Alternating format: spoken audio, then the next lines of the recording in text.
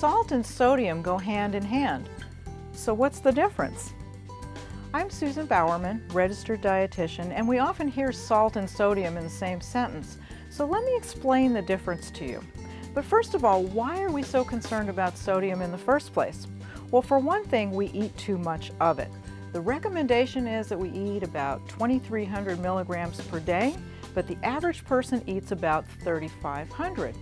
So why the focus on salt? Well, the reason is simple. The salt that's in your salt shaker is about 40% sodium. So when you add salt to your food when you're cooking or you add it at the table, you're adding sodium to your food. But it turns out that most of the sodium that we get in our diet isn't really coming from salt that we're using at home. It comes from things like restaurant foods, and it comes from processed foods like canned soups and cheeses. And so we get much more sodium from these foods that we're eating outside of the house.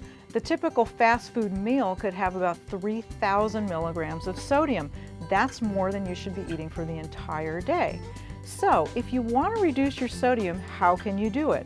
Well, you can watch how much salt you use at home when you're cooking and what you use at the table. But the other thing that's really important is to try to eat foods as close as possible to their natural state. And that's because the more processed they are, they tend to have more sodium. Let me give you a couple of examples. If you were to buy, for example, just a box of rolled oats that you were going to cook into oatmeal, that would have 0 milligrams of sodium per serving.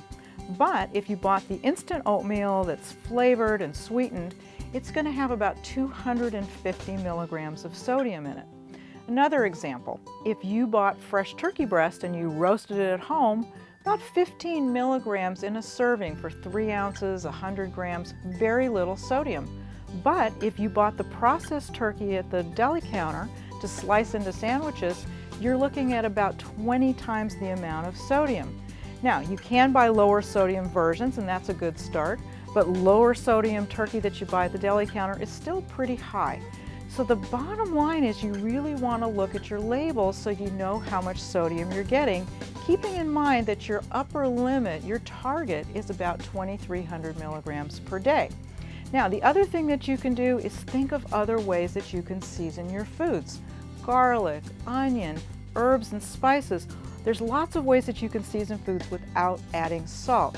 For some more tips on how to season your foods, check out my video on herbs and check out my video on spices.